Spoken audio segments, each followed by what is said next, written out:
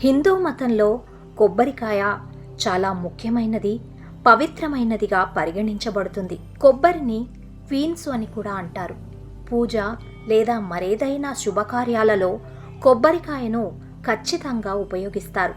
ఏదైనా శుభకార్యం, కొత్త ఇల్లు, దుకాణం లేదా కొత్త వాహనం కొనుగోలు చేసినా కొబ్బరికాయను పగలగొట్టే సాంప్రదాయం ఉంది. కొబ్బరికాయ త్రిమూర్తుల స్వరూపమని, బ్రహ్మ, విష్ణువు, మహేశ్వరుడు నివసిస్తారని నమ్మకం. కొబ్బరి నీళ్లను ఇంట్లో చల్లడం వల్ల ప్రతికూల శక్తులన్నీ నశిస్తాయని విశ్వాసం. హిందూ సనాతన ధర్మంలో నమ్మకం ప్రకారం కొబ్బరికాయపై ఉండే 3 కనులు బ్రహ్మ, విష్ణు, మహేశ్వరులకు సంబంధించినవిగా ప్రజలు భావిస్తారు. కొబ్బరికాయను నారికేళమని కూడా అంటారు.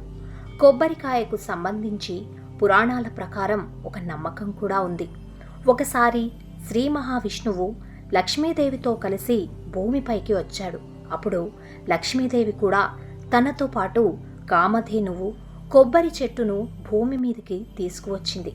మరొక నమ్మకం ప్రకారం భూమిపై పురాతన కాలంలో మానవులను, జంతువులను బలి ఇచ్చే ఆచారం ఉండేది. ఆ బలి కార్యక్రమాన్ని ఆపడానికి కొబ్బరికాయను ఉపయోగించడం ప్రారంభించారు. ఎందుకంటే కొబ్బరికాయ రూపం మానవుని వలె పరిగణించబడుతుంది. కొబ్బరికాయను మనిషి పుర్రెతో పోలుస్తారు. అంతేకాదు, కొబ్బరి పీచు పిలక మనిషి వెంట్రుకల్లా ఉంటుంది. దీంతో ఏదైనా ఆచార సాంప్రదాయ వ్యవహారాల్లో జంతువులను లేదా మానవులను బలి ఇవ్వడానికి బదులుగా కొబ్బరికాయను ఉపయోగించడం ప్రారంభించారు. పురాణాల ప్రకారం పూర్వకాలంలో సత్యవ్రత అనే రాజు పరిపాలించేవాడు. సత్యవ్రత రాజ్యంలో మహర్షి విశ్వామిత్ర నివసించేవారు.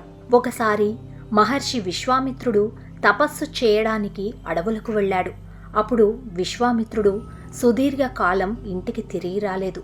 దీంతో విశ్వామిత్రుడి కుటుంబం ఆకలితో, దాహంతో అడవిలో తిరగడం మొదలుపెట్టింది. ఈ కుటుంబాన్ని రాజు సత్యవ్రతుడు చూశాడు.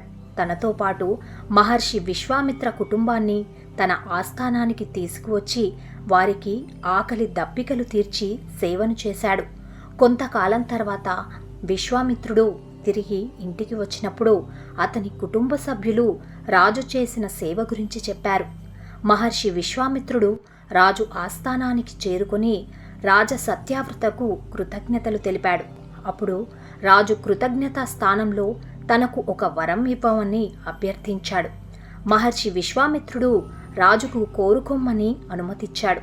అప్పుడు రాజు తాను జీవించి ఉండగానే స్వర్గానికి వెళ్ళాలనుకుంటున్నానని మహర్షితో చెప్పాడు. దీంతో విశ్వామిత్ర మహర్షి తన తపశ్శక్తిని అంతా ధారపోసి నేరుగా స్వర్గానికి దారి తీసే మార్గాన్ని సిద్ధం చేశాడు. ఈ మార్గంలో సత్యవ్రతుడు స్వర్గానికి చేరుకున్నప్పుడు ఇంద్రుడు స్వర్గంలో అడుగుపెట్టిన సత్యవ్రతుణ్ణి స్వర్గం నుండి కిందికి నెట్టాడు. సత్యవ్రతుడు భూమిపై పడే సమయంలో విశ్వామిత్రుడిని ప్రార్థించాడు. మహర్షికి జరిగిన సంఘటన మొత్తాన్ని చెప్పాడు. అది విన్న విశ్వామిత్ర మహర్షికి కోపం వచ్చింది. అప్పుడు విశ్వామిత్ర మహర్షి తన తపశ్శక్తి అంతా వెచ్చించి స్వర్గానికి, భూమికి మధ్యలో మరొక స్వర్గాన్ని సృష్టించాడు. ఇలా భూమికి, స్వర్గానికి మధ్య మరో స్వర్గాన్ని నిర్మించినప్పుడు ఇది ఒక స్తంభంతో భూమికి అనుసంధించబడింది. ఆ తర్వాత ఆ స్తంభం కొబ్బరి చెట్టు కొమ్మగా మారిందని, రాజు తల కొబ్బరికాయగా మారిందని ప్రతీతి. ఈ కారణంగా కొబ్బరికాయ ఆకారం మానవ పుర్రెను పోల్చి ఉంటుందని ఓ పురాణ కథ.